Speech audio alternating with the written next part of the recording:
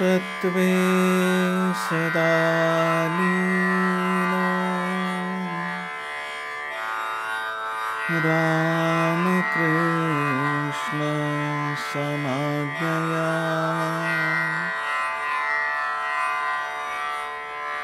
यो धर्मस्थापनरतो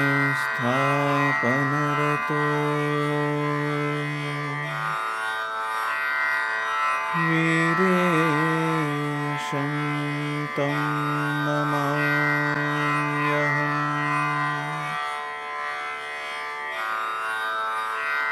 वीरेशं तं नमाम्यहम्।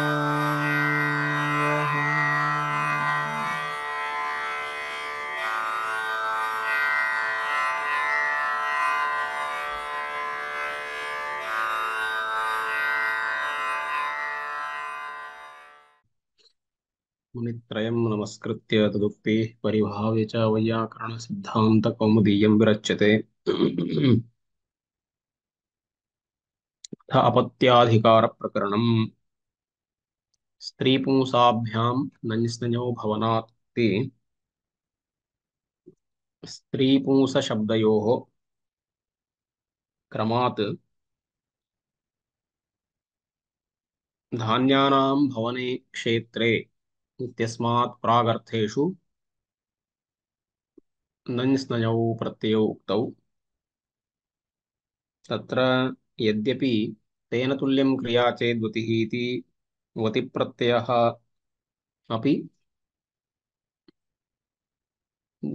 तत्र भवनात् प्रागर्थेषु वर्तते, तथापि स्त्रीपुंवच्च इति पाणिनेः ज्ञापकात्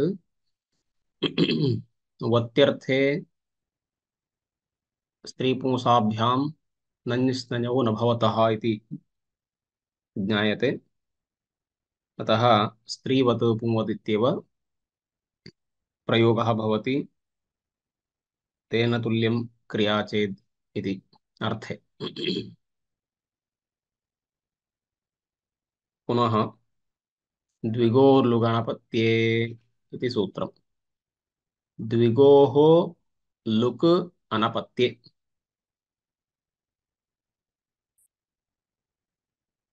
द्विगोः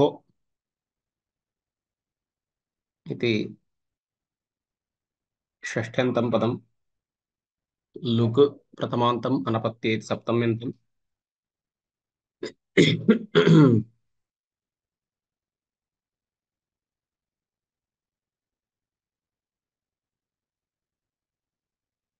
अत्र द्विगोर्निमित्तं यस्तद्धितः अजादिः अनपत्यार्थः प्राग्दीव्यतीयः तस्य लुक् स्यात्।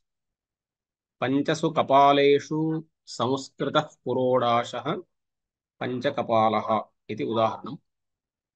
द्विगोर्निमित्तम् इति किम्? पञ्चकपालस्य इदं खण्डं पाञ्चकपालम् इति। अजादिः किं? पञ्चगर्गरूप्यम्।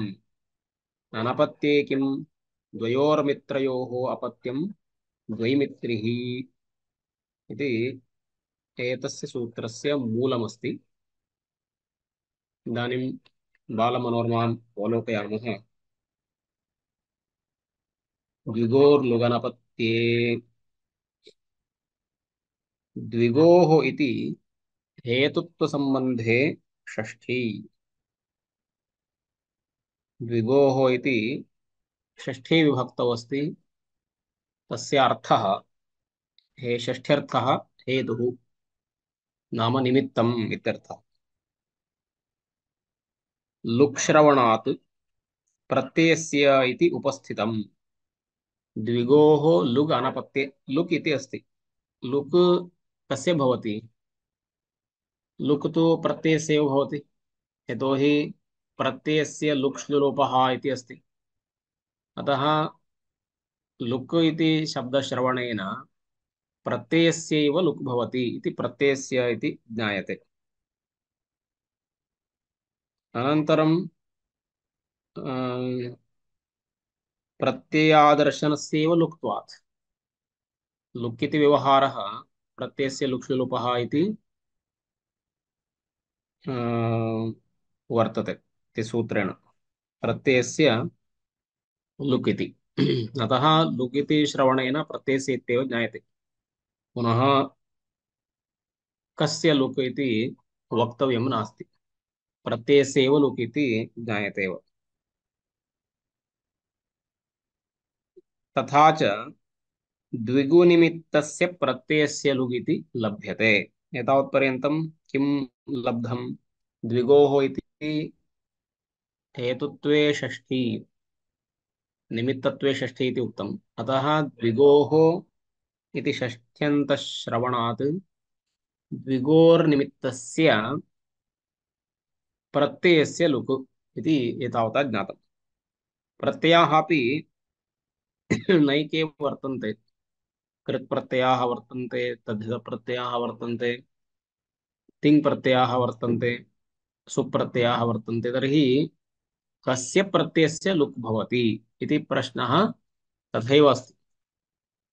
तन्निमित्तम् इदानीं वदति, द्विगुनिमित्तश्च प्रत्ययः तद्धित एव भवति। द्विगोः निमित्तं, द्विगोः निमित्तं यः प्रत्ययः इति उक्तं खलु। द्विगोः निमित्तं प्रत्ययः इति चेत् तद्धितप्रत्ययो भवति। कथं तत् इत्युक्ते, तद्धितार्थे विषये तद्विधानात्, तद्धितार्थे विषये तद्विधानात् नाम तद्धितार्थोत्तरपदसमाहारे च इति सूत्रेण तद्धितार्थे विषये उत्तरपदे परतः समाहारे वाच्ये दिक्सङ्ख्ये प्राग्वद्वा इति समासप्रकरणे उक्तम्। नाम तद्धितार्थे विषये तत्र समासः उक्तः। नाम दिक्सङ्ख्ये प्रागुद्वा इति उक्तम्। संख्यावाचकः समासः अस्ति चेत्, संख्यावाचकः शब्दः अस्ति चेत् तत्र संख्यापूर्वो द्विगुः इति द्विगुसमासः उच्यते। कर्मधारये द्विगुसमासः उच्यते। अतः तद्धितार्थोत्तरसमाहारे च इति सूत्रेण तद्धितार्थविषये संख्यापूर्वकस्य शब्दस्य समासः उक्तः। स च द्विगुः भवति। अतः द्विगोः निमित्तं यः प्रत्ययः इत्युक्ते तद्धितप्रत्ययो भवति। यतोहि तद्धितार्थे विषये एव तत्र संख्यापूर्वकस्य शब्दस्य समासः उक्तः। संख्यापूर्वः द्विगुः भवति। अतः द्विगोः निमित्तं यस्तद्धितः इत्युक्ते तद्धि यः प्रत्ययः इत्युक्ते तद्धितप्रत्ययो एव भवति। अतः द्विगुनिमित्तश्च यः प्रत्ययः तद्धित एव भवति, तद्धितार्थे विषये तद्विधानात्। तद्धितार्थे विषये इत्युक्ते तद्धितार्थोत्तरसमाहारे च इति तद्धितार्थे विषये द्विगुसमासविधानात् इति। अतः द्विगुसमासस्तावत् तद्धितार्थे विषये इति उक्तम्। अतः तद्धितार्थप्रत्ययः अग्रे भवति चेत् तदा द्विगुसमासः भवति संख्यापूर्वकस्य शब्दस्य इति तस्य अर्थः। एवञ्च इदानीं सूत्रार्थः कः प्राप्तः इत्युक्ते, द्विगोः निमित्तं यः तद्धितप्रत्ययः तस्य लुग् भवति इति एतावता अर्थः प्राप्तः। प्राग्दीव्यतोण् इत्यनुवृत्तेः प्राग्दीव्यतीयत्वं तद्धितविशेषणम्। नाम यः तद्धितप्रत्ययः प्राग्दीव्यतीयः, नाम प्राग्दीव्यतोण् तावत्पर्यन्तं यः प्रत्ययः भवति तस्य प्रत्ययस्य लुग् भवति इति तात्पर्यम्। अतः तद्धितविशेषणम् इत्युक्ते प्राग्दीव्यतीयः तद्धितः इत्यर्थः। द्विगोः निमित्तं यः प्राग्दीव्यतीयः तद्धितः तस्य लुग् भवति इति प्राग्दीव्यतीयस्य विशेषणत्वं तद्धितस्य वर्तते। एवमेव गोत्रे लुगचि इति उत्तरसूत्रे अचि इति सप्तम्यन्तस्य गोत्रविशेषणतया तदादिविधिः।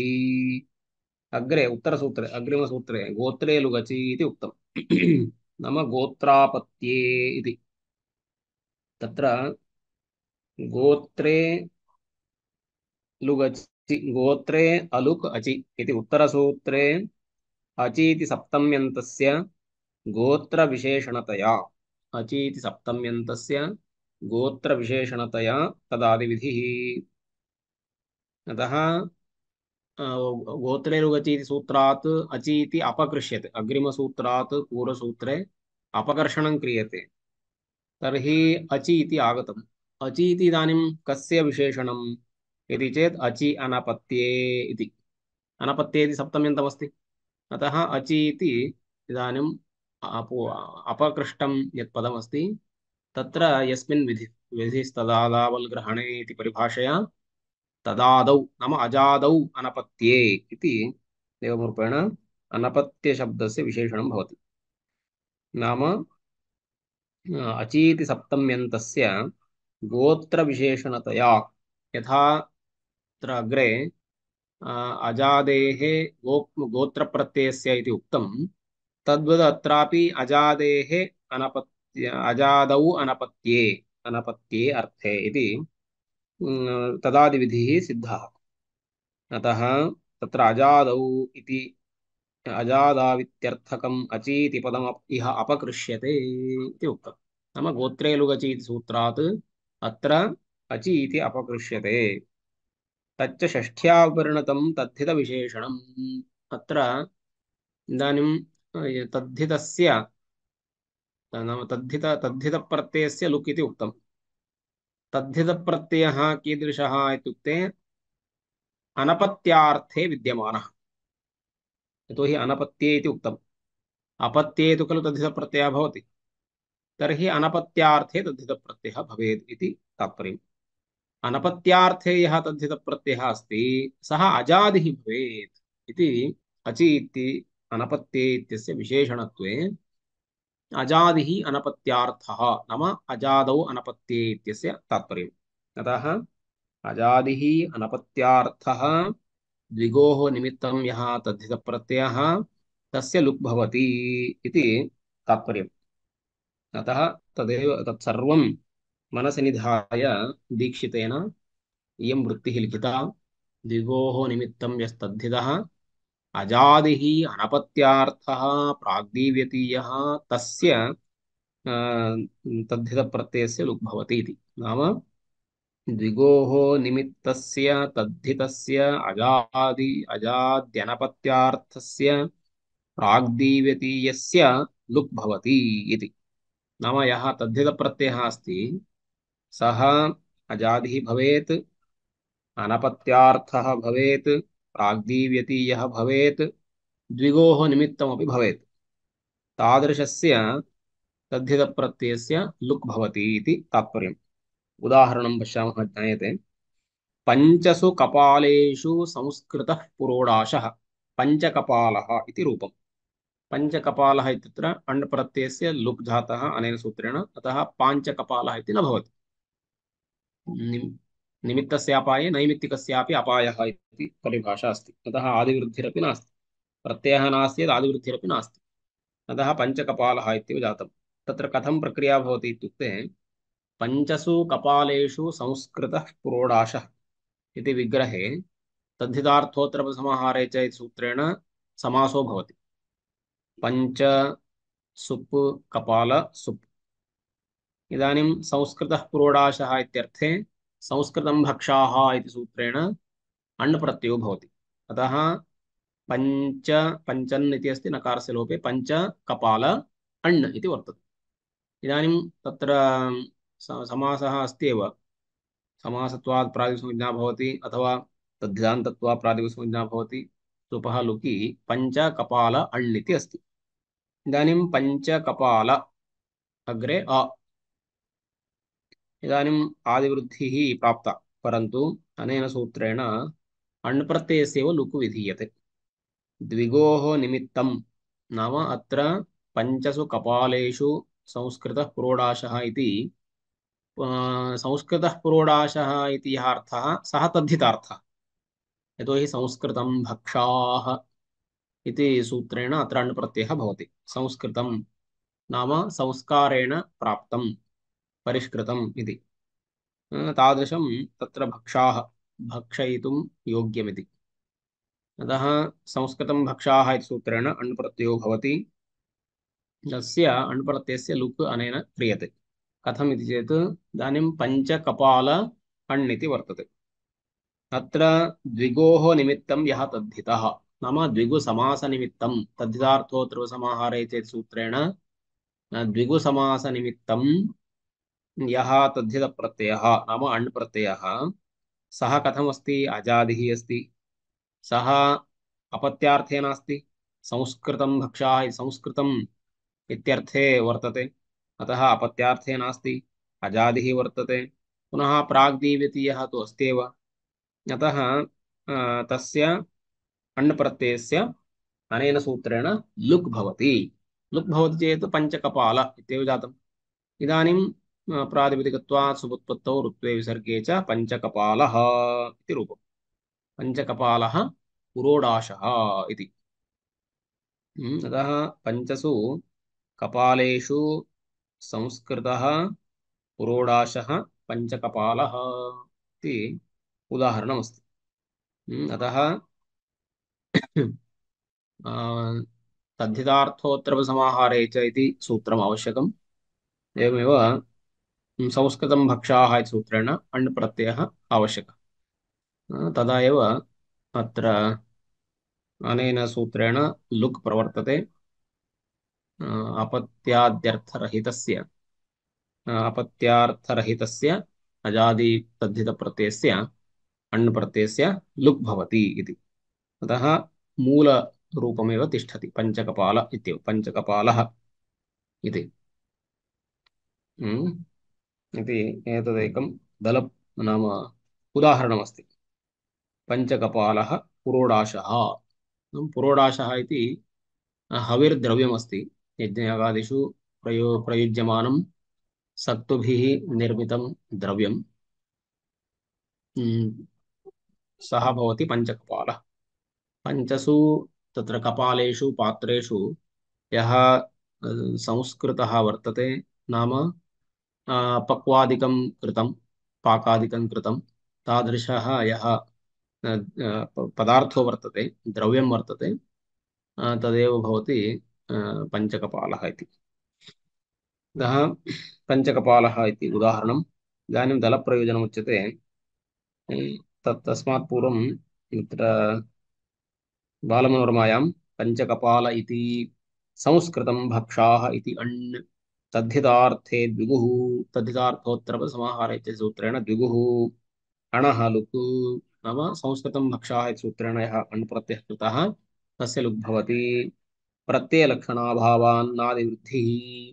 प्रत्ययलोपे प्रत्ययलक्षणम् इति अस्ति खलु। पञ्चकपाल अण् अण् प्रत्ययस्य लुक् जातः। अस्तु प्रत्ययलोपे प्रत्ययलक्षणम् इत्यनेन प्रत्ययनिमित्तं कार्यम् आदिवृद्ध्यादिकं भवति खलु इति चेत् अत्र प्रत्ययस्य लोपः न जातः। प्रत्ययस्य लुक् जातः। लुक् चेत् न लुमताङ्गस्य इति वर्तते। लुमता शब्देन लुप्ते तन्निमित्तम् अङ्गकार्यं न स्यात्। अत्र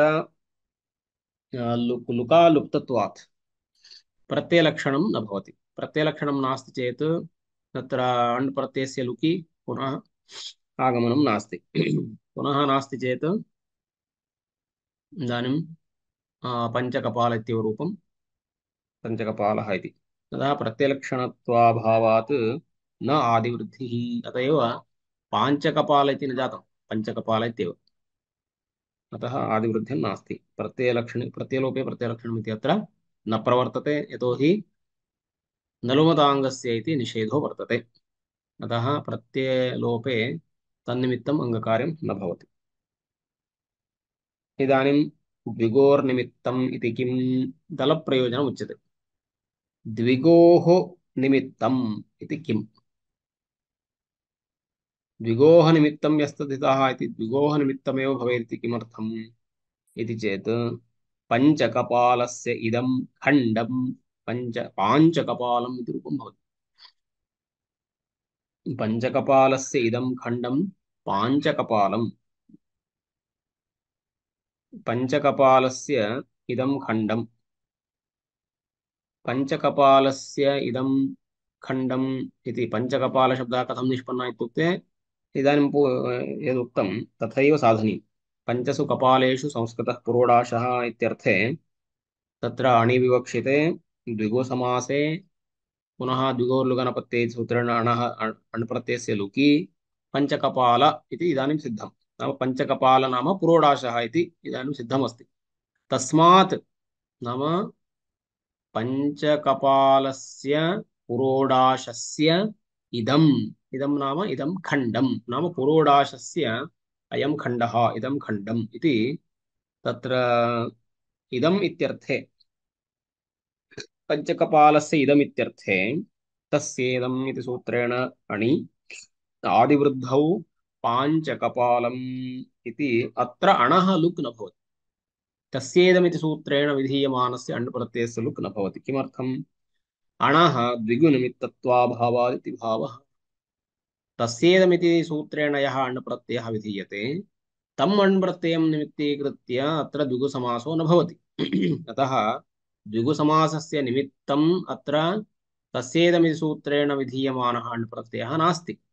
अतः अत्र अण् प्रत्ययस्य लुक् न भवति। न भवति चेत् तद्धितेषु चामादेः इति आदिवृद्धिर्भवति। अतः पाञ्चकपालम् इति रूपं सिद्ध्यति इति तात्पर्यं। तदेव तत्र बालमनोरमायां लिखितं पञ्चसु कपालेषु संस्कृतः पुरोडाशः इत्यर्थे अणिविवक्षिते अण् प्रत्ययः विवक्षते। अतः तद्धार्थोत्तरसमाहारसूत्रेण समासे द्विगुसमासे अणः लुकि नाम पूर्ववत् अण् प्रत्ययस्य पुरोडाशात् संस्कृतं भक्षाः इत्यर्थे विहितस्य अण् प्रत्ययस्य लुकि निष्पन्नात् पञ्चकपालशब्दात् तस्येदमित्यर्थे अण् प्रत्यये आदिवृद्धौ आदिवृद्धौ इति पञ्चकपाल इति आदिवृद्धौ पाञ्चकपालम् इत्यत्र अणः लुक् न भवति। अण् प्रत्ययस्य लुक् न भवति यतोहि अण् प्रत्ययस्य द्विगुनिमित्तत्वं नास्ति। पञ्चकपाल नाम पुरोडाशार्थे पञ्चकपाल इत्यस्मादग्रे तत्र अण् प्रत्ययः उक्तः तस्येदमित्यर्थे। अतः तस्येदमित्यर्थे अण् प्रत्ययः यः विहितः सः अण् प्रत्ययः द्विगोः निमित्तभूतः नास्ति। द्विगुसमासस्य निमित्तभूतस्तु पूर्वमेव जातः।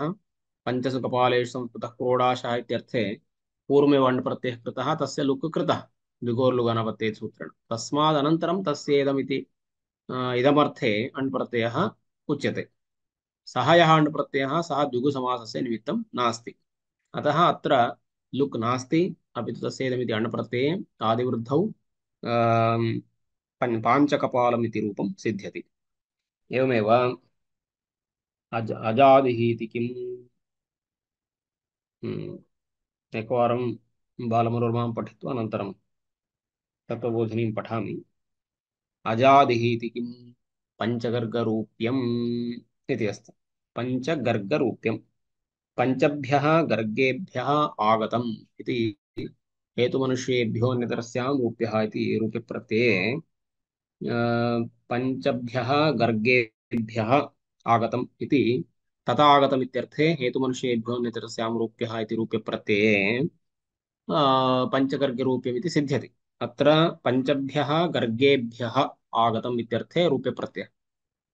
अत्रापि तद्धितार्थोत्तरसमाहारे चेत् सूत्रेण तद्धितार्थे विषये द्विगुसमासः द्विगुसमासः अत्र अस्ति।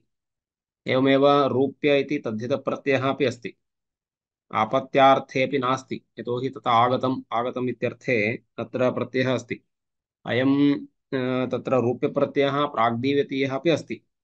अतः तस्य लुक् स्यात् यदि अजादिः इति न वदामः। अजादिः इति कथनेन रूप्यप्रत्ययः अजादिः नास्ति। अजादिः रूप्यप्रत्ययः तद्धितः वर्तते, अनपत्यार्थे वर्तते, प्राग्दीव्यतीयः अस्ति, द्विगोः निमित्तमपि अस्ति। अतः सर्वमपि निमित्तं नास्ति, केवलं तत्र अजादित्वं परित्यज्य। अतः अजादिः अनपत्यार्थः प्रत्ययः भवेदिति कथनेन अत्र यः प्रत्ययः अस्ति रूप्यप्रत्ययः सः अजादिः नास्ति। अतः अत्र लुक् न भवति रूप्यप्रत्ययस्य। अतः पञ्चगर्गरूप्यमित्येव रूपं भवति इति तात्पर्यम्। अनपत्ये किम्? द्वयोः मित्रयोः अपत्यं द्वैमित्रिः। अत्र तु अपत्यार्थे एव अत इञ् सूत्रेण इञ् प्रत्ययः भवति। अतः अत्र तु अपत्यार्थः अस्ति। यदि अनपत्ये इति न वदामः तर्हि द्विमित्र अत इञ् सूत्रेण इञ् प्रत्यये इञ् प्रत्ययः तद्धितः अस्ति। तत्र द्वयोः मित्रयोः अपत्यम् इति विवक्षिते।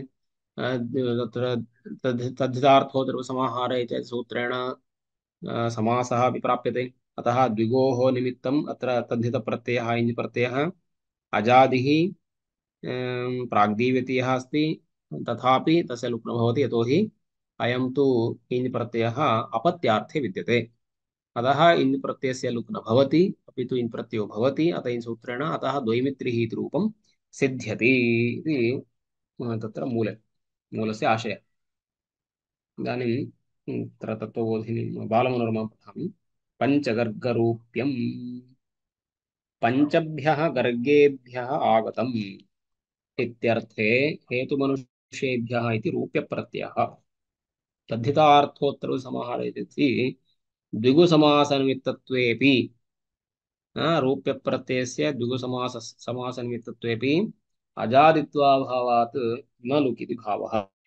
रूप्यप्रत्ययस्य अजादित्वाभावात् न लुक् इति भावः। द्वैमित्रिरिति अत इन् इति सूत्रेण इनः अपत्यार्थकत्वात् न लुग् इति भावः। तत्र द्वयोः मित्रयोः अपत्यमिति अपत्यार्थः अस्ति इति कारणेन अत इन् इति सूत्रेण तत्र इन् प्रत्ययो भवति, न तु तस्य लुक्। एवमेव इदानीं प्रश्नः क्रियते। तिस्रः विद्याः अधीयानः इति, नाम तिस्रः विद्याः अधीते इति त्रैविद्यः इत्यत्रापि अणः लुक् स्यात्। नाम तिस्रः विद्याः यः जानाति, यः अधीते वा, सः भवति त्रैविद्यः। त्रैविद्यः इति भवति चेत् अत्र तद्धितार्थविषयः अस्ति। तर्हि अत्रापि अण् प्रत्ययस्य लुक् स्यात्। तदधीते तद्वेद इति सूत्रेण यः अण् प्रत्ययः विधीयते तस्य लुक् स्यात् खलु। यतोहि तिस्रः विद्याः अधीते इति अर्थः, अर्थे यः अण् प्रत्ययः उच्यते सः अजादिः अस्ति, अनपत्यार्थः अस्ति। यतोहि अधीते अधीते इत्यर्थे वर्तते। अतः अपत्यार्थः अत्र नास्ति। प्राग्दीव्यतीयः अयम् तत्र अण् प्रत्ययः अस्ति। द्विगोः निमित्तमपि अस्ति अण् प्रत्ययः, तद्धितः अपि अस्ति एव। अतः द्विगोर्लुगनपत्ते सूत्रेण त्रैविद्यः इत्यत्र तत्र त्रिविद्या अण् इत्यवस्थायाम् अण् प्रत्ययस्य लुक् प्राप्नोति इति चेत् न एवं न वक्तव्यम्।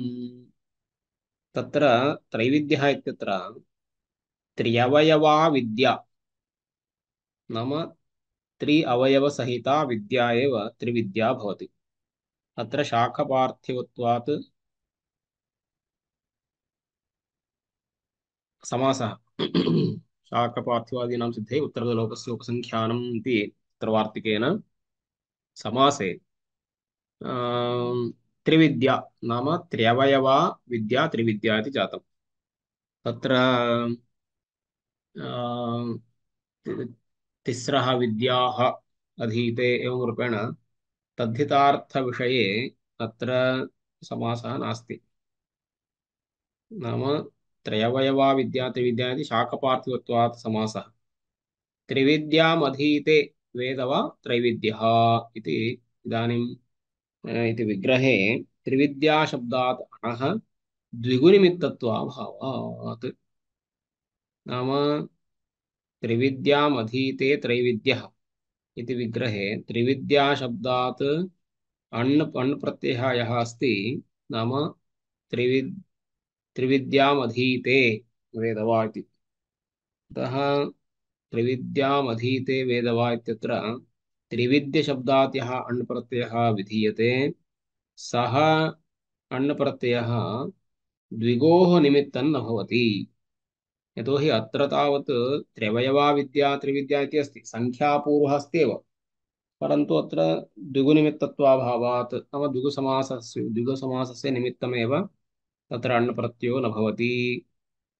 यतोहि त्रिविद्यामधीते वेदवा इति अस्ति, त्रैविद्यः इति भवति। अतः त्रिविद्याशब्दात् यः अण्प्रत्ययः क्रियते तत्र तदधीते तद्वेद इति सूत्रेण सः अण्प्रत्ययः अत्र द्विगुसमासस्य निमित्तं नास्ति। कथं निमित्तं नास्ति इत्युक्ते अत्र त्र्यवयवा विद्या त्रिविद्या इति स्वीकृतम् इति स्वीकृतमस्ति, अतः अत्र द्विगुसमासः एव नास्ति, अपि तु सामान्यकर्मधारे। अतः सङ्ख्यापूर्वमस्ति चेत् सर्वत्र द्विगुः इति नास्ति, अत्र तु सङ्ख्या इति पूर्वपदं नास्ति, यतोहि शाकपार्थिवादीनां सिद्धये उत्तरपदलोपस्य उपसङ्ख्यानमिति वार्तिकेन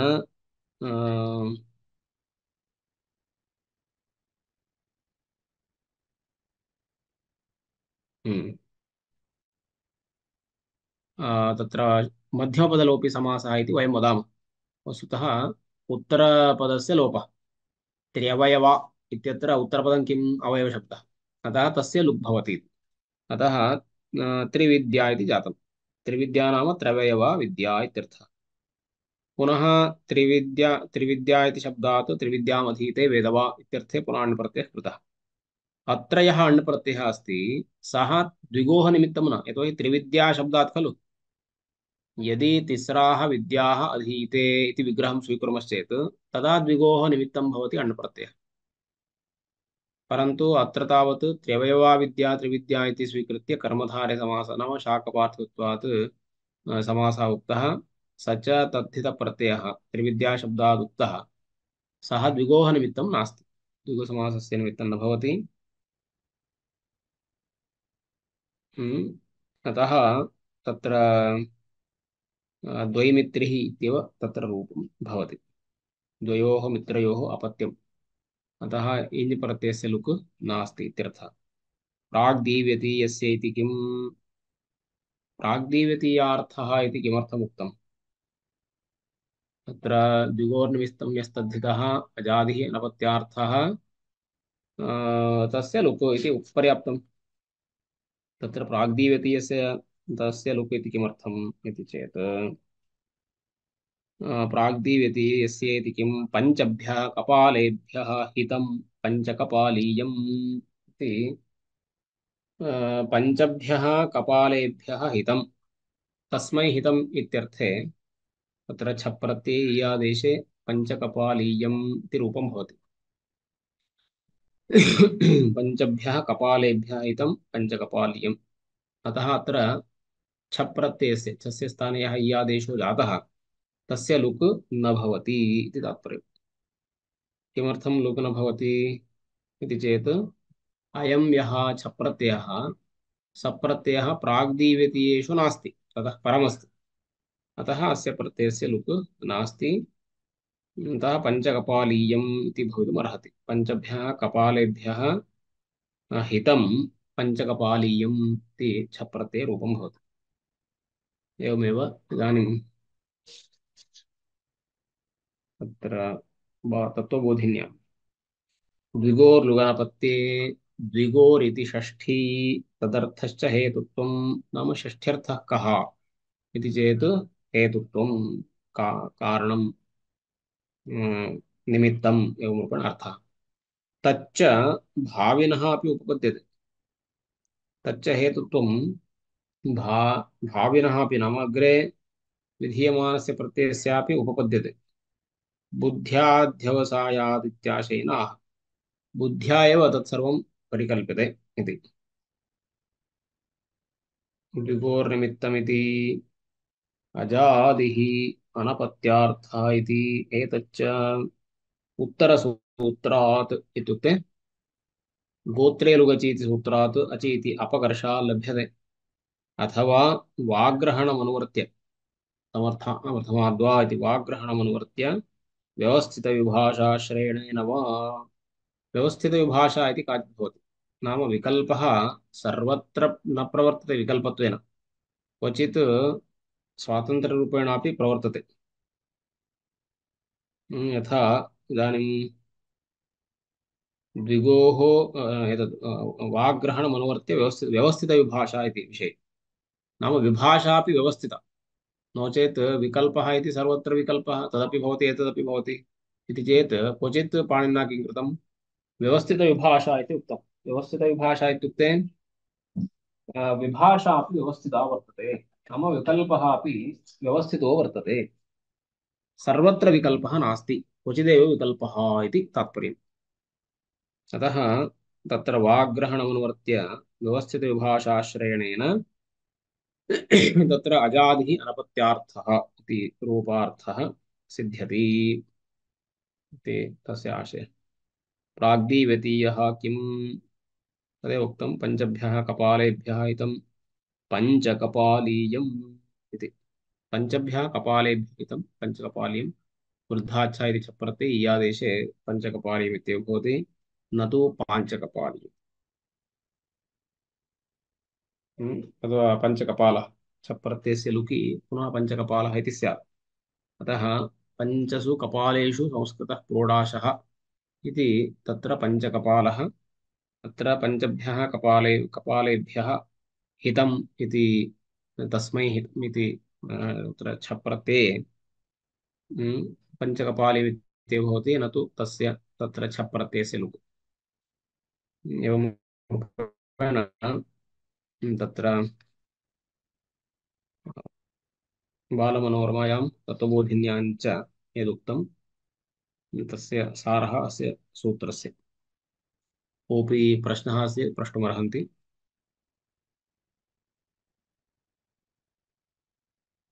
द्विगोर्लुगनपत्ये द्विगोर्निमित्तं यस्तद्धितः अजादिरनपत्यार्थः प्राग्दीव्यतीयः तस्य लुक् स्यात् इति सूत्रार्थः। अत्र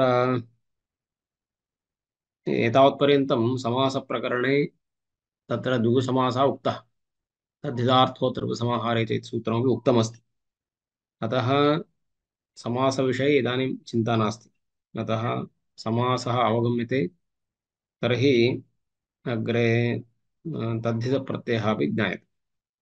अतः समासप्रकरणम् आदावे उक्तं, समासमाश्रित्यापि समासाच्च तद्विषयात् एवमेव तत्र तद्धितार्थो समाहारे च इति अर्थमाश्रित्य प्रत्ययाः उक्ताः। अतः आदौ समासप्रकरणम् उक्तम्, अनन्तरं तद्धितः आरब्धः। द्वे समासादपि तद्धितप्रत्ययाः भवन्ति इति कारणेन। कोऽपि प्रश्नः अस्ति?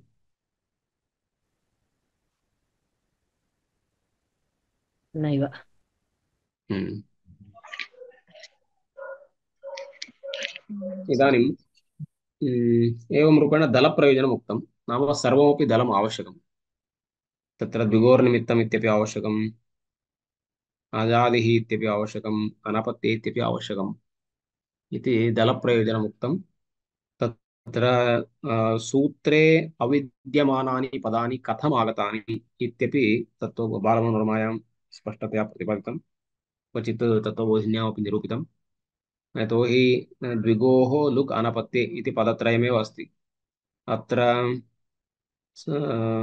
समर्थानां प्रथमाद्वा इति सर्वं स्यात्, तद्धितः इति अत्र नास्ति सूत्रे, अजादिः इत्यपि नास्ति सूत्रे, प्राग्देवीतीयः इति तु अधिकारात् लभ्येत। अतः सूत्रवृत्तौ यानि पदानि सन्ति तानि कथम् आगतानि इत्युक्ते तत्र एवं रूपेण बालमनोरमायां चर्चा अवलोकनीया। तदा एव तत्र निमित्तशब्दः कथं प्राप्तः, तद्धितप्रत्ययः कथं प्राप्तः, अजादिः इति शब्दः कथं प्राप्तः, प्राग्दिव्यतीयः इति कथं प्राप्तः, एवं रूपेण तत् स्पष्टतया ज्ञायते यदि बालमनोरमायाः अवलोकनं क्रियते।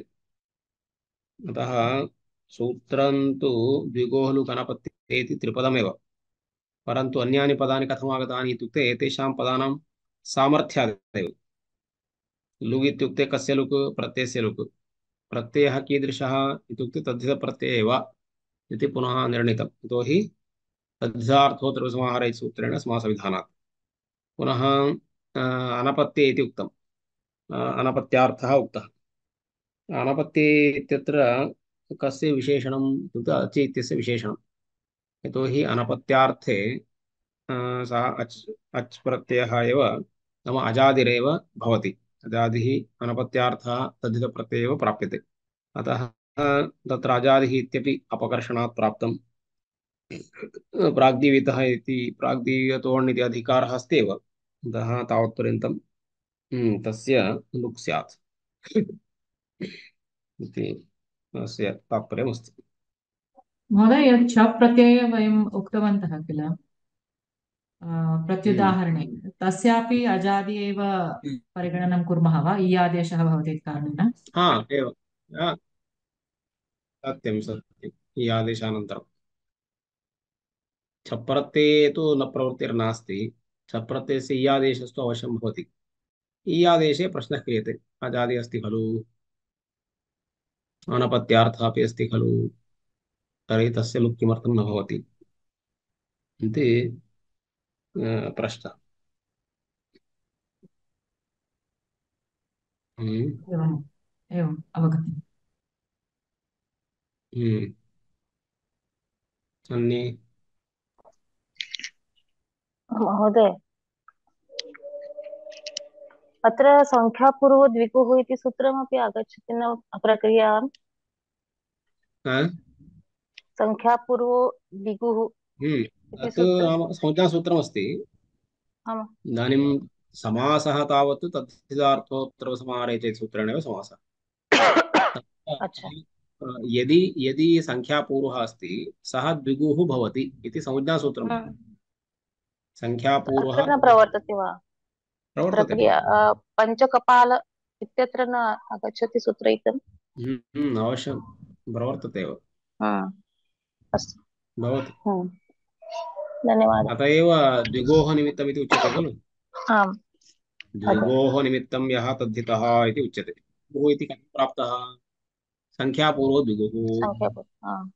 संख्यापूर्वो द्विगुः इति सूत्रेण नाम संज्ञासूत्रेण संख्यापूर्वः द्विगुः भवति इति उक्तम्। संख्यापूर्वः द्विगुः इति तत्र संख्यापूर्वः अस्ति चेत् समासः केन उक्तः इति तद्धितार्थोत्तरसमाहारे चेत् सूत्रेण उक्तः। एवं रूपेण तत्र सम्बन्धः। द्विगुसंज्ञा लभते चेत् तदनन्तरं द्विगोर्लुगनपत्ये इति अस्ति न अण्प्रत्यय लोप पञ्चकपाल इत्यत्र। सम्यक् न श्रूयते। पञ्चकपाल इत्यत्र श्रूयते वा? इत्यत्र संख्यापूर्व द्विगुः सूत्रानन्तरं द्विगोर्लुगनपत्ये इदं सूत्रं प्रवर्तते न अणलोपः। किं कस्मात् प्रक्रियायां वा? प्रक्रिया मध्ये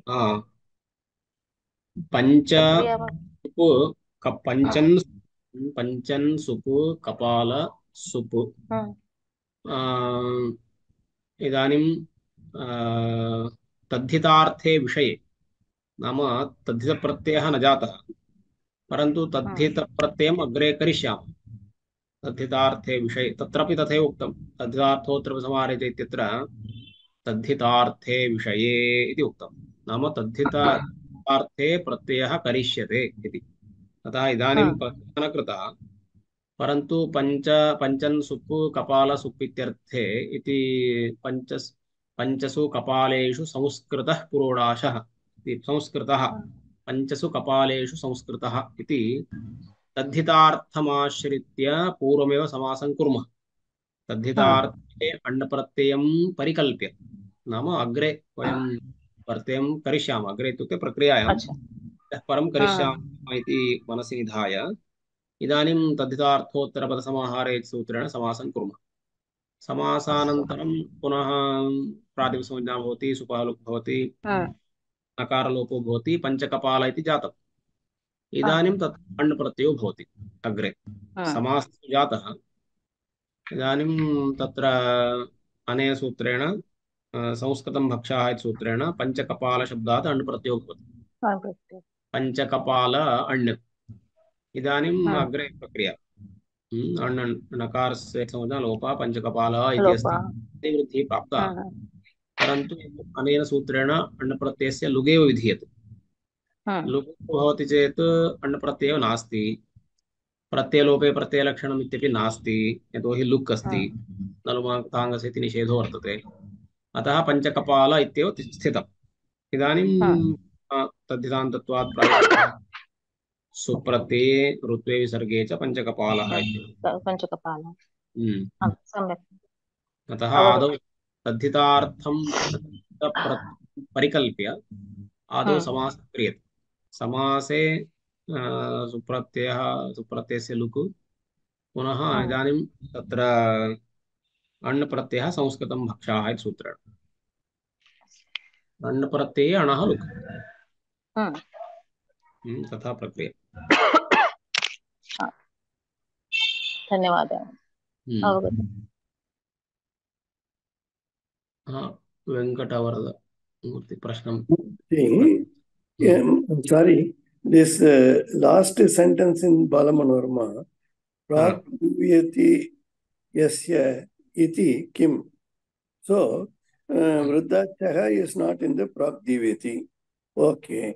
Panchabhyaha kapalebhyaha itam ityastra Adivriddhi kinna bhavati. Tasya idam iti Vruddhachaha. Vruddhachaha, there's no Vruddha also here.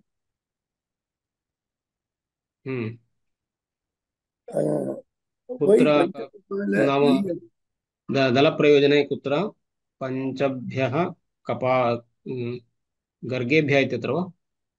पञ्चभ्यः कपालेभ्यः हितम् इति पञ्चकपालीयम् इत्यत्र कुतो न भवति पाञ्चकपालीयम् इति? तत्र तु छप्रत्ययः खलु। छप्रत्ययः चेत् तत्र नित् नास्ति, णित् नास्ति, कित् नास्ति। तद्धिते श्वचामादेः इति सूत्रेण आदिवृद्धिः। नीति णिति च तद्धिते प्रत्यये चामादेरचः वृद्धिः भवति। अत्र नित् प्रत्ययः नास्ति, णित् नास्ति, किति च इति सूत्रेण कित् कित् भवेत्। Okay, it is still governed by the achonyiti and things. Okay. Yeah. Okay. Not that tadhita means always adhyuti. No. Thank you. I'm so wrong. Sorry. No problem. सम्यक्। सर्वेषां तद्धितप्रत्ययानां प्रयोगे आदिवृद्धिः न भवति।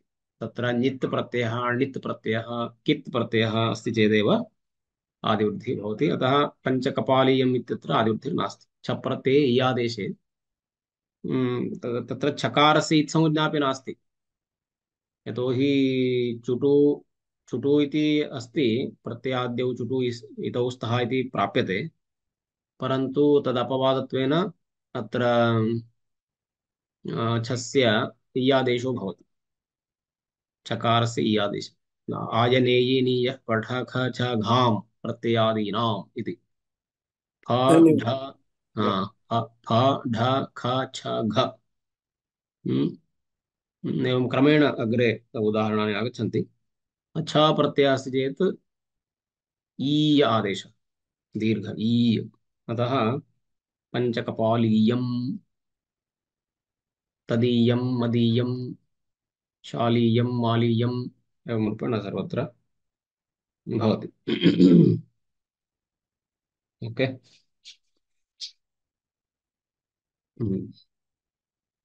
अन्यः कोऽपि प्रश्नः अस्ति?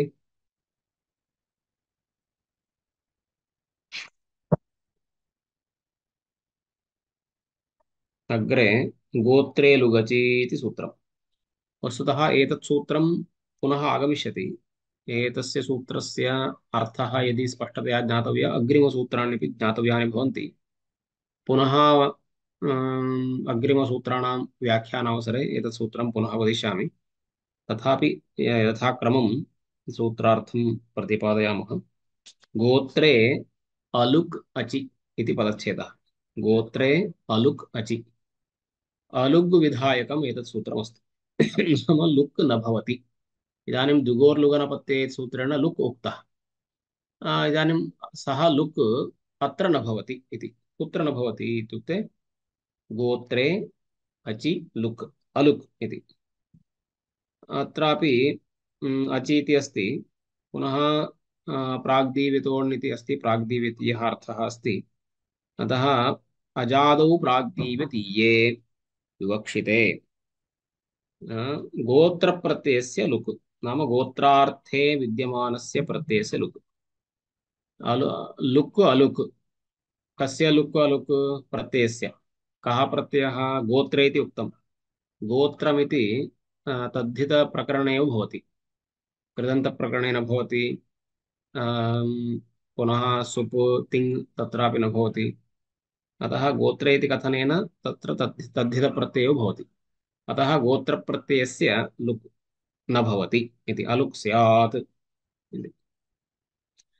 अत्र गोत्रं नाम किम् इति चेत् अपत्यं पौत्रप्रभृति गोत्रम् इति अग्रे सूत्रमस्ति अतः तत्सूत्रम् आदौ ज्ञातव्यं वस्तुतः परन्तु इदानीं तत् सूत्रं न उक्तं यतोहि तत्र लुक् अलुक् वक्तव्यमस्ति अतः अत्रैव लुक् ज्ञातः अस्ति तर्हि लुक् न भवति इत्यपि सुलभतया ज्ञातुं शक्यते इति कारणेन अत्रैव गोत्रे लुगचि इति सूत्रं प्रतिपादितम् यद्यपि अस्य सूत्रस्य प्रवृत्तिः अत्र नास्ति अग्रे वर्तते तथापि लुक् प्रकरणमस्ति इति कारणेन अत्रैव प्रतिपादितम् इदानीं बालमनुमायां आलोगिति छेदः प्राग्दीव्यतः इत्यनुवृत्तेः प्रत्ययाधिकाराच्च प्राग्दीव्यतीये प्रत्ययः इति लब्धम् अलुगिति छेदः अलुगिति पदच्छेदः प्राग्दीव्यतः नाम प्राग्दीव्यतोण् इति अनुवृत्तेः प्रत्ययाधिकाराच्च नाम प्रत्ययः परश्च इति अधिकारे अस्ति इति कारणेन प्राग्दीव्यतीये प्रत्यये इति प्राप्तम् प्राग्दीव्यतीये प्रत्यये इति लब्धम् अचीति तद्विशेषणम् अचीति तद्विशेषणम् कस्य विशेषणम् इत्युक्ते प्राग्दीव्यतीये प्रत्यये इत्यस्य विशेषणम् तर्हि अजादौ प्रत्यये परे इति प्राप्तम् अजादौ प्राग्दीव्यतीये प्रत्यये विवक्षिते अलुक् भवति इति कस्य अलुक् भवति इत्युक्ते गोत्रे विद्यमानस्य तद्धितप्रत्ययस्य इति तात्पर्यम् इदानीं तत्र अचीति तद्विशेषणं नाम प्राग्दीव्यतीये इत्यस्य विशेषणम् अतः अजादौ प्रत्यये परे अजादौ प्राग्दीव्यतीये परे इति अर्थः प्राप्तः अत्र तदादिविधिः नाम अजादौ इति कथं विशेषणमस्ति चेत् तदन्तविधिः भवेत् खलु अजन्ते प्राग्दीव्यति चेत् येन विधिस्तदन्तस्य इति सूत्रस्य अपवादत्वेन सप्तम्यन्तमस्ति चेत् यस्मिन् विधिस्तदादावल्ग्रहणे इति परिभाषा प्रवर्तते सप्तम्यन्ते विशेषणीभूते अल्ग्रहणे यो विधिरारभ्यते सः तदादौ इति ज्ञेयः इति परिभाषायाः अर्थः अस्ति अतः तत्र यस्मिन् विधिस्तदादावल्ग्रहणे इति परिभाषया अजादौ आदौ इत्यर्थः प्राप्यते विषयसप्तमी एषा न तु परसप्तमी गोत्रे गोत्रप्रत्यये परे इति न तत्र गोत्रप्रत्यये विवक्षिते अजादौ प्राग्दीव्यतीये प्रत्यये विवक्षिते इति अतः तत्र विषयसप्तमी नाम प्राग्दीव्यतीये प्रत्यये इत्यत्र प्राग्दीव्यतीये प्रत्यये विवक्षिते नाम अजादौ प्रत्यये विवक्षिते इति विषयसप्तमी वर्तते वैषयिकः आधारः वर्तते न तु तत्र परसप्तमी नाम औपश्लेषिकः आधारः नास्ति नाम परसप्तमी नास्ति नाम अजादौ प्राग्दीव्यतीये प्रत्यये परे इति परसप्तमी नास्ति अपि तु अजादौ प्राग्दीव्यतीये प्रत्यये विषये अथवा प्रत्यये विवक्षिते इति तत्र विषयसप्तमीमाश्रित्य तत्र अर्थः उक्तः नाम विषयसप्तम्याः परसप्तम्याश्च किं वैलक्षण्यम् इति चेत् परसप्तमी चेत् सः प्रत्ययः इदानीमेव अग्रे भवेत् विषयसप्तमी चेत् सः विषयः अस्ति चेत् पर्याप्तं प्रत्ययः अग्रे भवेत् इति नास्ति यथा इदानीं पञ्चसु कपालेषु संस्कृतः प्रोढाशः इत्यत्र समासावसरे तद्धितप्रत्ययः न जातः तदा तु केवलं समासः एव क्रियते परन्तु अग्रे तु तद्धितप्रत्ययः करिष्यते एव नाम तद्धितार्थविषयः अस्ति एव अतः विषयसप्तमी आश्रित्य तद्धितप्रत्ययात् पूर्वमेव तद्धितप्रत्ययप्रवृत्तेः पूर्वमेव समासः क्रियते। तद्वत् अत्रापि अजादिप्राग्दिव्यतीयः प्रत्ययः अग्रे भवेदिति नास्ति, परन्तु अग्रे अवश्यं भवेत् तावदेव। तदा प्राग्दिव्यतीये विवक्षिते इति उक्तं, विषये विषयसप्तमी इत्यर्थः, न तु परसप्तमी। ओके, एतावत्। तदाह अजादादित्यादिना गोत्रप्रत्ययस्य नाम गोत्रार्थे विद्यमानस्य प्रत्ययस्य इत्यर्थः। लुकः प्रत्ययादर्शनत्वात् प्रत्ययस्येति लब्धम्। तो लुक् इति श्रवणात् नाम अलुक् भवति। अलुक् इति चेत् लुक् तु अवश्यं भवेत्। लुक् कस्य भवति? लुक् प्रत्ययस्य भवति। कस्य प्रत्ययस्य इत्युक्ते अत्र गोत्रे गोत्रे विद्यमानस्य नाम गोत्रार्थे विद्यमानस्य प्रत्ययस्य लुक् भवति इति सिद्धम्। एवमेव तत्र गोत्रे लुगचि इति गोत्रे किम् इति तत्त्वबोधिन्याम् अत्र उदाहरणं वर्तते। गर्गस्य गोत्रापत्यं गर्गाः, गर्गाणां छात्राः इति गार्गीयाः इति रूपं भवति। एतां प्रक्रियां वयं श्वः पठामः। यतोहि तत्र काचित् दीर्घा प्रक्रिया अस्ति। एतत् श्वस्तनकक्षायां वयम् अवलोकयामः। अतः सूत्रस्य अर्थस्तावत् अजादौ प्राग्दिव्यतीये प्रत्यये विवक्षिते, नाम अजादिं प्राग्दिव्यतीयं प्रत्ययं वयं कर्तुम् इच्छामः, तदा गोत्रप्रत्ययस्य अलुक् भवति। नाम द्विगोर्लुगनपत्ये इति सूत्रेण पूर्वसूत्रेण यः लुक् प्राप्तः सः लुक् न भवति। लुक् न भवति चेत् यत् कार्यं प्रत्यये सति भवति तत्सर्वं प्रवर्तते इति तात्पर्यम्। एतत् वयं श्वः पुनः अग्रे, यतोहि अद्य एतत् रूपं तु न सिद्ध्यति, अतः श्वः सम्पूर्णं भवेत्। एतावदेव अद्य विरमामः। मुनित्रयं नमस्कृत्य वृत्ति परिभाविच वैयाकरणसिद्धान्तकौमुदीं विरच्यते। ओके,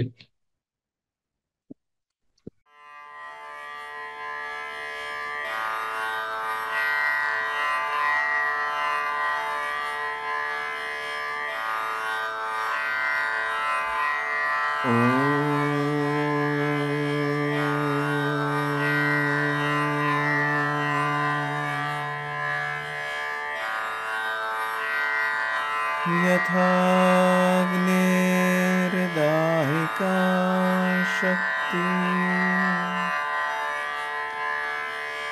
रामकृष्णे स्थिता हि या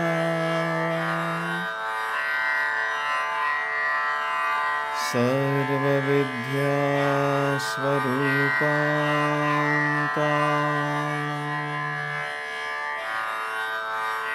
शारदां प्रणमाम्यहम्।